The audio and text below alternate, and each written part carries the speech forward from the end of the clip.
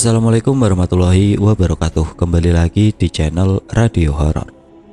Untuk kisah kali ini masih dari kelanjutan kisah yang sebelumnya, sebuah kisah yang ditulis oleh Restu Wiraatmaja, sebuah kisah yang berjudul Catatan Pesugihan. Sebelum kita masuk ke ceritanya, tekan dulu tombol like video ini dan jangan lupa tekan juga tombol subscribe channel ini dan nyalakan juga lonceng notifikasinya agar tidak ketinggalan cerita baru dari channel ini. Dan bagi teman-teman yang ingin membaca langsung ceritanya, nanti silakan saja kunjungi linknya yang nanti akan saya sertakan di kolom deskripsi. Dan jangan lupa di follow juga akun penulis. Dan seperti apa untuk kelanjutan kisah ini? Langsung saja kita simak berikut ini.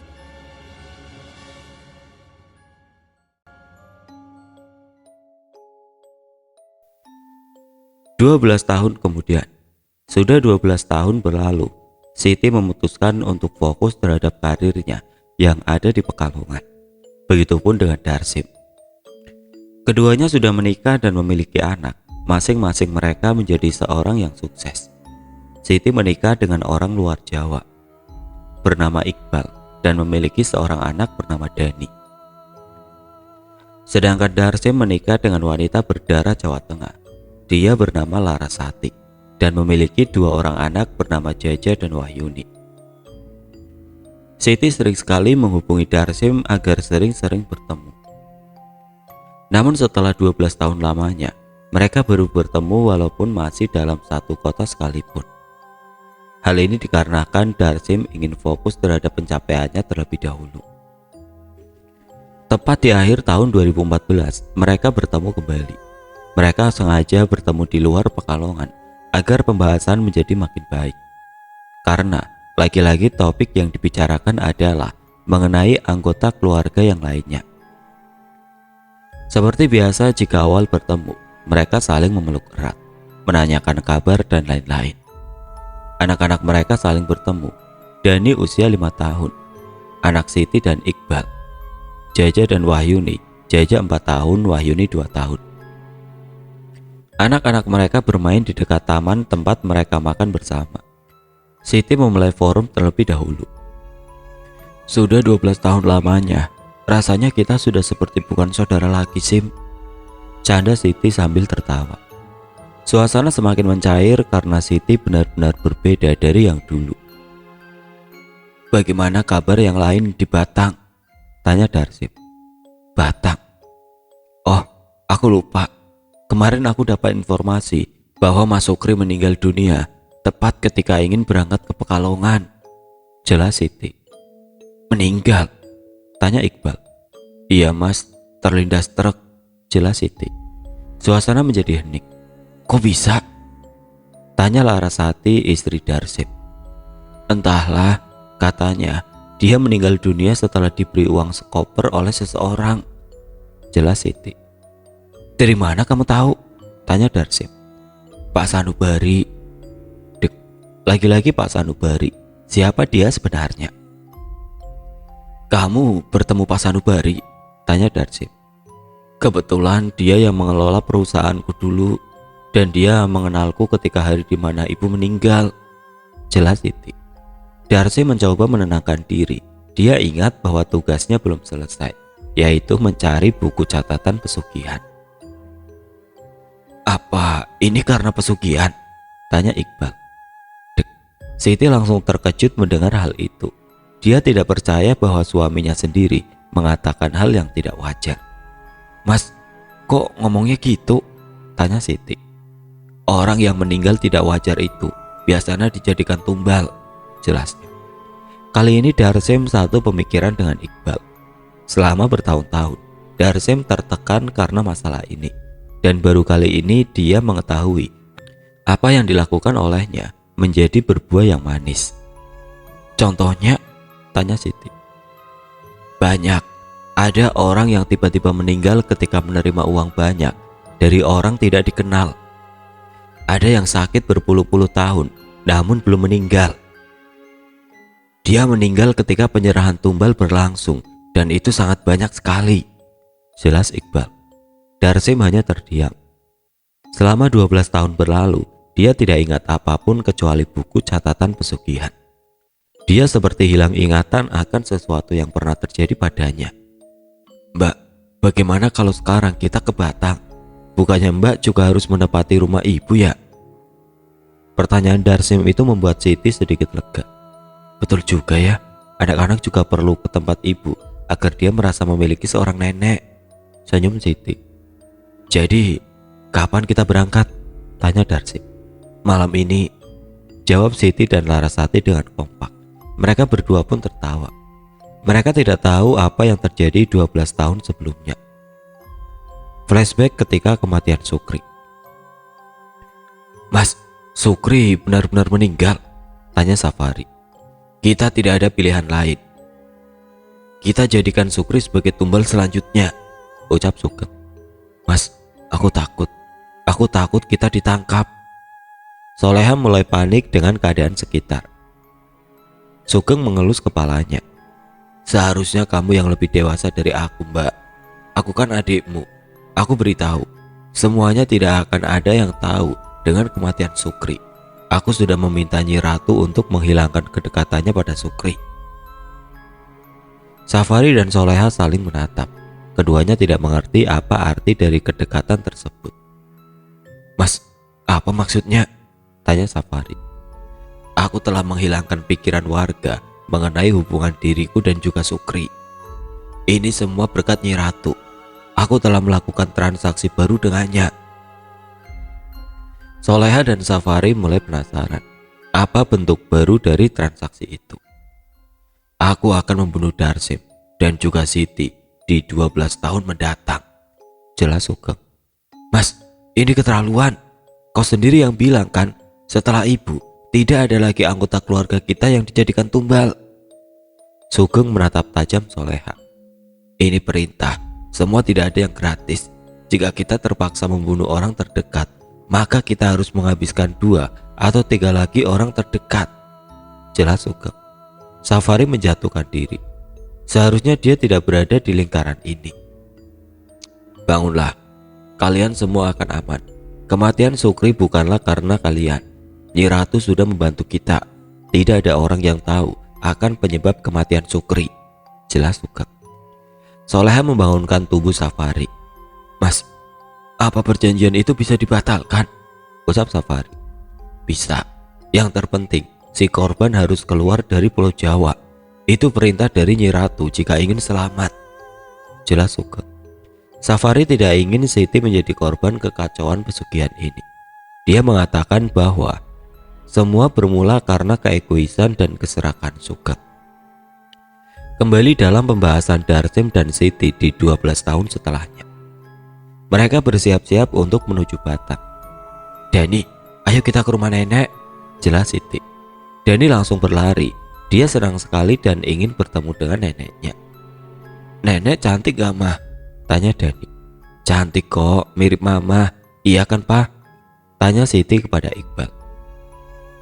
Bohong, lebih cantik kan nenek. Papa? Siti pun mengejar-ngejar Iqbal. Darsim bahagia melihat kakaknya juga bahagia. Mereka pun berangkat menuju ke arah Batang. Semula mereka berada di dalam Pekalongan. Sekarang sudah masuk lagi ke kampung halaman. Selama dalam perjalanan mereka selalu mengatakan hal-hal yang baik. Tidak ada keanehan dan kejanggalan yang terjadi di antara anak-anak mereka. Namun ketika mereka sudah mencapai Batang dan desa tempat neneknya berada, Dani dengan mata telanjang melihat banyak mayat-mayat berdiri dengan berbagai macam luka. Mah, kok banyak setan di sini? Tanya Dani. Siti langsung menutup mata Dani dengan terpaksa. Kenapa Mbak? Tanya Darsim. Sim, kamu tahu mitos tempat ini? Tanya Siti dengan perasaan was-was. Enggak Mbak, apa itu? Tanya Darsim. Kalau anakmu melihat mayat-mayat berdiri di jalan, nanti anakmu akan mati, jelas Siti. Iqbal langsung memeluk istri dan anaknya. Mah, udah, gak usah mikirin mitos. Itu hanya cerita dari turun-temurun yang dipercaya sampai sekarang, jelas Iqbal. Tapi mas, aku gak bohong, ini asli, ucap Siti. Darsim menghentikan mobilnya. Sontak saja seluruh penumpang menjadi terkejut dan shock karena rem mendadak itu. Nah apa Sim? Tanya Iqbal. Mobilnya mogok mas. Aku tadi melihat sosok Mbok Imas di depan sana. Jelas Darsim sambil menunjuk ke arah yang dimaksud. Siti berusaha memejamkan matanya. Apakah karena mereka tumbal jadi masih bergentayangan? Atau karena ada sesuatu yang ingin disampaikan oleh para penunggu sini untuk tidak memasuki area terlarang? Sip, ayo cepet beresin, jelas Iqbal. Darsim langsung membereskan mobilnya yang mogok bersama dengan Iqbal. Larasati dan dua anaknya memandangi Siti dan Dani yang masih ketakutan. Mbak, tenang, jangan panik. Justru mereka itu suka orang yang panik, jelas Larasati. Siti tersenyum. Mah, kok bau bangkai? Ucap Dani. Tanpa sengaja Siti membuka tatapan mata Dani. Bangkai apa? Tanya Siti. Dani melihat sosok wanita tua dengan wajah menyeramkan, sedang berkata kepada Dani. Jangan masuk tempat itu, ucap sosok itu. Dani langsung menutup matanya. Dia menangis karena melihat sesuatu di dekat jendela mobil. Kamu lihat apa, Dek? Tanya Siti. Mah, kata nenek tua itu, kita nggak boleh masuk ke tempat yang akan kita tuju, jelas Dani. Kenapa? Tanya Siti. Nanti banyak yang mati, jelas Dani. Bruk. Iqbal dan Darsim telah usai membereskan mobil. Mereka berdua langsung masuk ke dalam mobil dan melihat kepanikan di dalamnya. Ada apa? Tanya Darsim. Mas, kita kayaknya harus pulang lagi, jelas Siti. Ada apa? Tanya Iqbal. Sosok Mbok Imas mengikuti kita, ucap Siti. Tubuh Dani tiba-tiba menjadi panas. Tidak tahu apa yang akan dilakukan oleh Siti ketika si buah hati panas mendadak. Kalau kita pulang, gak akan mungkin. Mending kita lanjut saja ke tempat ibu, ucap Darsim. Akhirnya keputusan mereka bulat. Mobil tetap melanjutkan ke tempat tujuan. Darsim menyalakan mobil. Dani masih merintih kepanasan karena suhu tubuhnya naik drastis. Seharusnya kita tidak kesini mas, jelas Siti. Memang siapa itu Mbok Imas? Tanya Laras. Dia adalah korban pesugihan. Masih belum jelas juga, tapi katanya Mbok Imas masih gentayangan. Korban pesugihan? Tanya Iqbal. Dulu tempat ini penuh akan pesugihan. Pesugihan itu terkenal dengan catatan kematian. Siapapun namanya yang tercatat, maka dia akan meninggal sesuai dengan apa yang ditulis oleh budak tulis catatan pesugihan, jelas Darsim. Perjalanan semakin menambah buruk tatkala banyak orang-orang di sekitaran desa melempari mobil dengan kotoran sapi dan ternak lainnya. Mas, itu apa? Tanya Siti. Gak tahu, ucap Darsim. Mereka meneriaki Siti dan yang lainnya dengan ucapan pelaku pesugihan. Laras menatap tatapan para warga desa. Tatapannya, ucap Laras. Kenapa mah? Tanya Darsim. Tatapan para warga penuh dengan kebencian dan ketidaksukaan. Sepertinya mereka mengira kita adalah orang di balik kemarahan mereka, jelas Laras. Mobil terus masuk menuju ke rumah besar yang berada di sekitaran rumah-rumah sederhana pada umumnya. Itu rumahnya. Itu rumah kakakku Sugeng, jelas Siti. Kita akan turun. Ingat, jaga anak-anak. Prioritaskan anak-anak dahulu, jelas Darsim.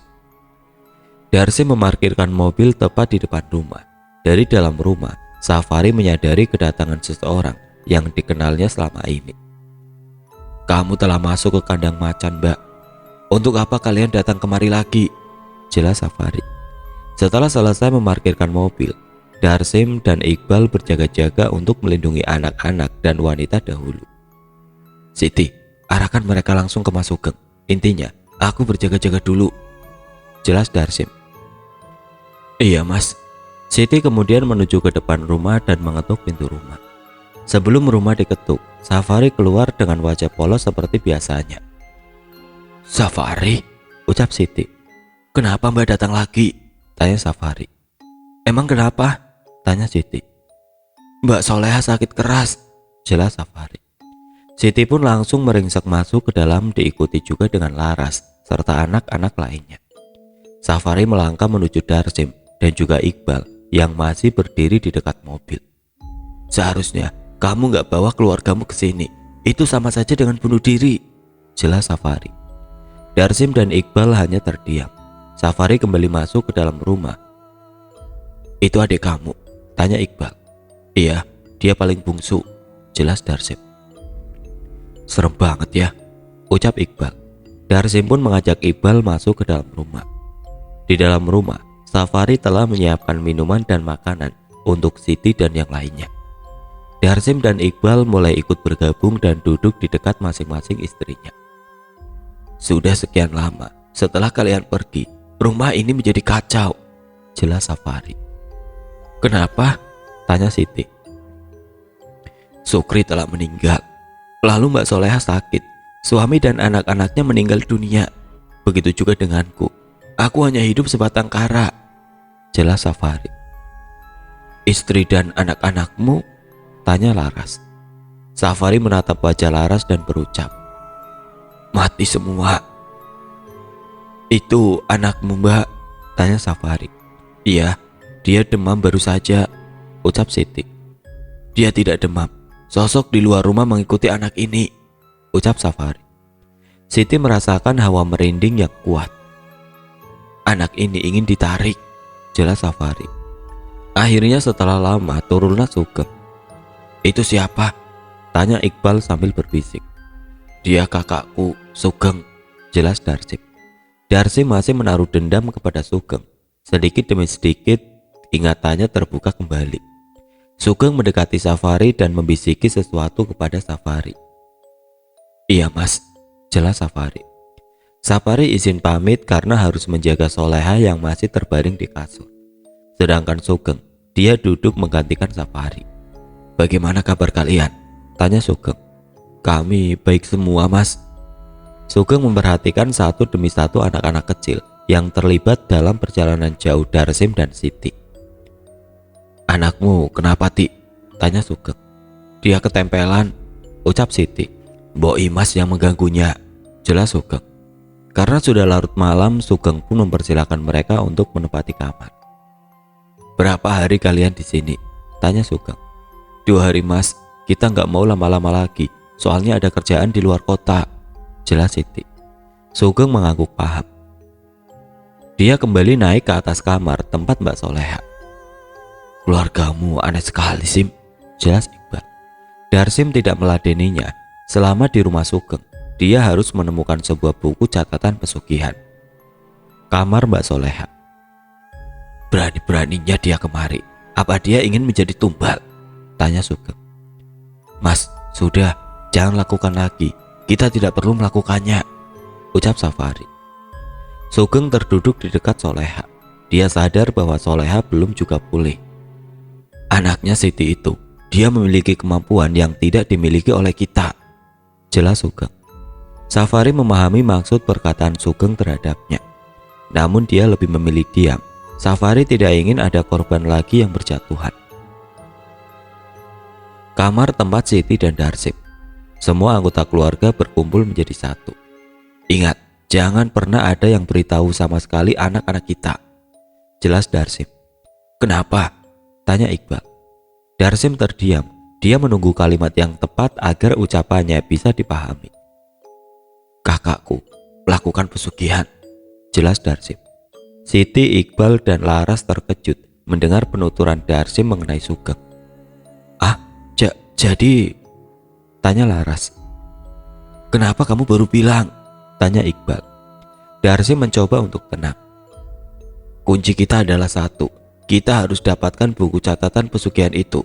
Namun semenjak kematian Sukri yang menjadi budak tulis, aku belum tahu siapa yang memiliki buku itu selanjutnya, jelas Darsim. Tunggu. Jadi pesugihan ini akan berguna jika budak tulis menuliskan nama korbannya lengkap dengan keterangan lainnya, tanya Iqbal. Benar, dari tanggal, bulan, tahun, dan juga penyebab kematian, semuanya harus tertulis, jelas Darsim. Kalian harus mengganti nama anak-anak kalian dan juga nama kalian. Kalau aku dan Siti kemungkinan tidak akan dijadikan korban karena kita orang terdekat, jelas Darsim. Iqbal naik pitam. Jadi kalian membawa kita ke sarang pesugihan? Tanya Iqbal. Darsim langsung menutup mulut Iqbal. Jangan kencang-kencang, nanti kita ketahuan, jelas Darsim. Gini, kita cuma sehari saja di sini. Kita langsung cari bukunya, sekaligus menyelamatkan Mbak Soleha dan juga Safari. Bagaimana? Tanya Darsim. Mereka pun setuju. Jadi mereka esok hari langsung bergerak jika kondisi dan situasi benar-benar memungkinkan. Keesokan harinya Darsim, Siti, Iqbal dan Laras izin untuk pergi ke kamar Mbak Soleha. Sedangkan anak-anak mereka biarkan berada di kamar. Safari mengizinkan mereka untuk menengok Soleha. Setelah berada di kamar, betapa terkejutnya Darsim melihat keadaan kakak yang paling tuanya itu sudah kering kerontang. Jangan tanya penyakitnya mas, kita semua tidak ada yang tahu mengenai penyakit Mbak Soleha, jelas Safari. Mereka berempat mendekati Mbak Soleha. Mbak, ini Darsim, kami datang lagi untuk menjenguk Mbak, jelas Darsim. Tidak ada jawaban dari Mbak Soleha. Tatapannya masih tetap ke arah langit-langit. Bersamaan dengan itu, Sugeng memasuki kamar anak-anak dan hendak mencari anak Siti untuk dijadikan tumbal sebagai kelanjutan pesugihannya. Kamu namanya siapa? Tanya Sugeng kepada Jaja. Alek om, jawab Jaja. Sugeng tersenyum. Yang ini siapa? Tanya Sugeng kepada Wahyuni. Tata om, jawab Wahyuni. Sugeng masih tersenyum. Dia tahu mereka berdua telah berbohong akan nama aslinya. Yang ganteng ini siapa namanya? Tanya Sugeng pada Dani. Dani om. Sugeng senang mendengarnya. Anak ini benar-benar jujur. Kenapa kamu jujur? Kan bohong itu dosa om. Sugeng menertawakan dirinya sendiri. Selama ini dia telah melakukan banyak dosa besar dan bohong. Namun dia tidak tahu apa arti dosa sebenarnya. Dani, kamu kangen ibu sama bapak enggak? Tanya Sugeng. Kenapa emangnya om? Tanya Dani. Kalau Dani mati duluan gimana? Tanya Sugeng. Dani tidak menjawab. Dia tetap memainkan permainan yang ada di sekitarnya. Sugeng menulis nama Dani dalam sebuah kertas robekan. Dani, Batang 2014, akhir bulan. Meninggal karena dalam perjalanan menuju luar kota. Sugeng pun keluar dari kamar.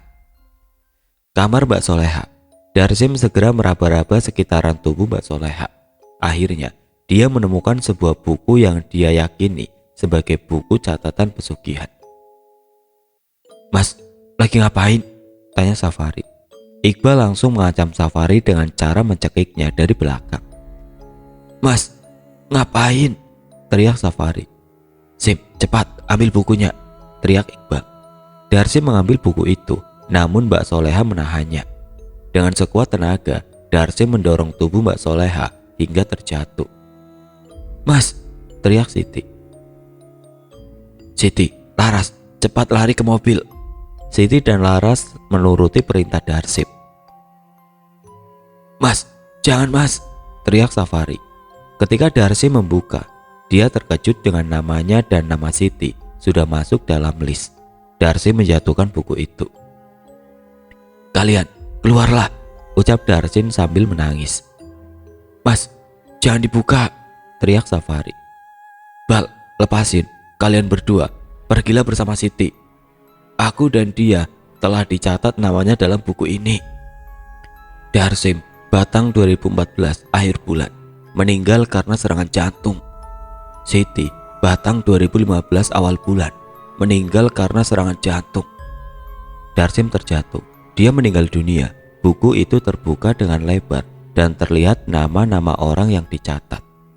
Soleha, Batang 2014 akhir bulan. Meninggal setelah Darsim, serangan jantung. Gak mungkin, teriak Safari. Iqbal langsung menarik Safari untuk keluar. Ayo kita keluar, kita selamatkan Siti, teriak Iqbal. Safari langsung bangkit walau agak berat. Dia kemudian berlari menuju arah mobil. Ternyata buku itu telah lama dicatat. Dan yang mencatat nama Soleha adalah Sugeng sendiri. Siti dan Laras sudah menunggu di dalam mobil. Mereka melihat Safari dan Iqbal sedang berlari ke arah mobil. Laras merasa kurang tenang ketika suaminya tidak ikut. Mas, Darsim mana? Tanya Laras ketika bertanya kepada Iqbal. Darsim telah dicatat namanya, jelas Iqbal. Tanpa banyak lama, Iqbal langsung mengegas mobil dan melarikan diri. "Mas, Darsim mana?" tanya Laras. "Hentikan Ras, nanti nabrak," teriak Iqbal. "Kenapa semuanya jadi begini?" teriak Siti. Safari melihat ketiga anak kecil di belakangnya. "Anakmu, Ti, kemungkinan dia juga." "Maksudnya?" tanya Siti. "Anakmu juga dicatat," jelas Safari. Siti tidak percaya itu terjadi. "Kamu di kamar ketemu Om Sugeng?" tanya Siti. "Iya mah." "Dia nanya apa aja?" tanya Siti. "Nama Mas." "Kamu jawab apa?" "Nama aku adalah Dani." Bruk. Iqbal menghentikan mobilnya. Iqbal menatap wajah Dani. "Kamu jawab nama aslimu?" tanya Iqbal. "Iya Pak." Iqbal marah bukan kepalang. Dia langsung memukuli tubuh Siti, namun Safari menahannya. "Kita harus keluar kota dalam waktu 12 jam. Jangan sampai kita masih dalam daerah Jawa. Karena itu pantangannya." "Maksudnya?" tanya Iqbal. "Mas Sugeng melakukan kontrak perjanjian baru 12 tahun yang lalu. Katanya, dengan keluar dari Jawa atau menuju luar Jawa, maka akan membatalkan catatan pesugihan itu sendiri," jelas Safari. Iqbal langsung mengegas mobilnya. Dia tidak tahu harus bagaimana lagi. Harapan dan keselamatan menjadi salah satu penentu dari semuanya. "Tubuh Dani semakin panas," ucap Siti. "Kita masih dalam ruang lingkup daerah yang tidak bisa membatalkan pantangan," jelas Safari. Mobil terus berjalan agar segera keluar dari luar Pulau Jawa. Sudah beberapa jam mereka melakukan perjalanan, namun belum juga sampai kepada tujuan. Siti menangis sambil mendoakan yang terbaik dalam diri Dani. "Nak, yang kuat, sebentar lagi kamu akan selamat. Kamu anak ibu yang jujur. Ibu bangga sama kamu, Nak," tangis Siti. Tidak ada yang tidak sedih. Laras telah kehilangan suaminya. Safari telah kehilangan kedua kakaknya sekaligus. Dan kini Iqbal dan Siti, mereka berdua akan menghadapi sesuatu yang mengerikan. Iqbal tidak kuasa menahan tangisnya. Jam sudah pukul 22. Namun mereka masih juga berada di tempat yang jauh dari luar Pulau Jawa. Siti tertidur kala itu. Dia bermimpi bertemu dengan Dani dan ibunya, Ibu Sumira, juga Darsim dan Mbak Soleha. "Mah, Dani mau ikut Om Darsim, Nenek sama Wak Soleha ya," ucap Dani. "Mau kemana, Dek?" tanya Siti. Dani tidak menjawab apapun. Dia membawa banyak baju di dalam koper dan pergi bersama-sama dengan Darsim, Ibu Sumira, juga Mbak Soleha. "Dani!" teriak Siti. Sontak saja yang lain terkejut dan terbangun. "Sialan, kenapa harus macet?" teriak Iqbal sambil mengklakson mobil. "Sekarang jam berapa?" tanya Siti. "Setengah 12 malam." Tersisa 30 menit lagi, namun mustahil. Mustahil untuk menyelamatkannya. Siti langsung keluar dari mobil sambil menggendong Dani. "Mau kemana, Mah?" teriak Iqbal. Siti berlari sambil menggendong Dani. Berlari menerobos waktu dan pantangan. Jika di depan adalah gapura pembatas luar Jawa, itu artinya dia bisa berlari sebisa mungkin. Iqbal membangunkan Safari. "Ri, pegang mobilnya." Mau kemana, Mas?" Iqbal keluar dari mobil. Namun sayang, dia selalu gagal karena banyak motor yang menyalip dari arah samping mobil. Siti terus berlari untuk mencapai luar Pulau Jawa. Dia tidak bisa melakukan apapun selain berlari menahan rasa sakit, pegal, dan penderitaannya demi anaknya yang tercinta. "Dek, kamu harus kuat. Kamu bertahan. Ibu ada di sini," tangis Siti. "Siti!" teriak Iqbal dari arah belakang. Siti tidak menggubris teriakannya. Tidak ada waktu lagi sebelum mengganti hari. Siti melihat jam tangannya dan ternyata sudah hampir waktu pagi. "Ah, jangan mati!" teriak Siti. Dia tidak sanggup lagi menahan beban. Siti berhenti karena tubuhnya tidak sanggup lagi. "Mah," ucap Dani. "Sayang, kamu gak apa-apa. Nak, kamu masih hidup kan?" Dani tersenyum. "Nak, sebentar. Mama mau bawa kamu ke depan sana. Kamu yang kuat ya," pinta Siti. "Gak usah, Mah. Gak usah," ucap Siti sambil meneteskan air mata. "Mama jangan nangis ya.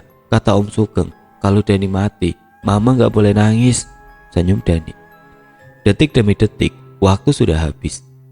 "Mama, Papa, jangan nangis ya," ucap Dani.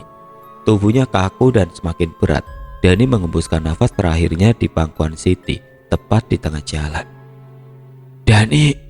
teriak Siti dengan meluapkan segala kesedihannya. Iqbal yang melihat Siti memeluk Dani yang sudah meninggal langsung menjatuhkan diri. Anaknya menjadi korban dari catatan pesugihan yang ditulis oleh Sugeng.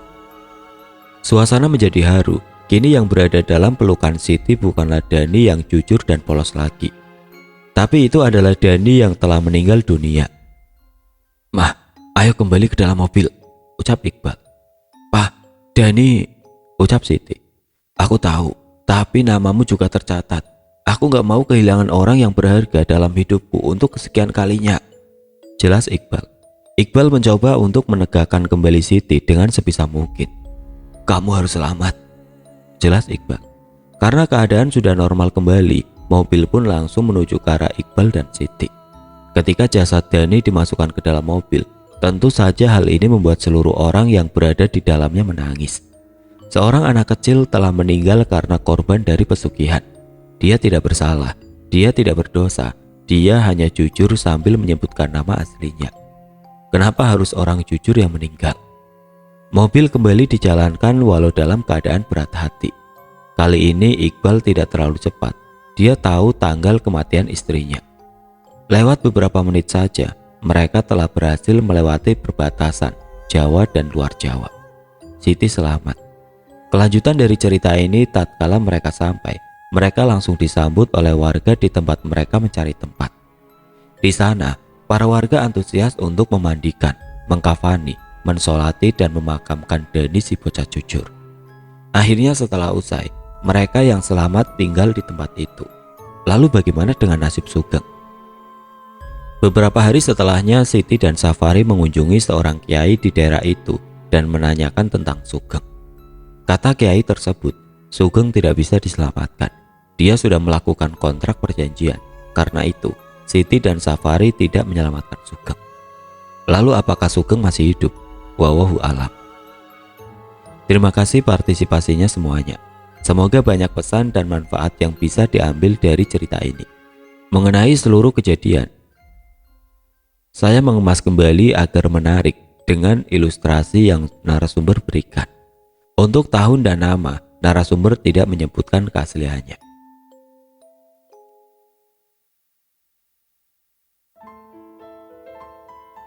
Oke teman-teman, sekian untuk cerita kali ini. Semoga apa yang sudah saya sampaikan dalam kisah ini dapat dijadikan pelajaran untuk kita semua. Dan bagi teman-teman yang baru bergabung, jangan lupa untuk like, komen, share, serta subscribe channel ini. Dan nantikan kisah-kisah horor berikutnya tetap di channel Radio Horor. Wassalamualaikum warahmatullahi wabarakatuh.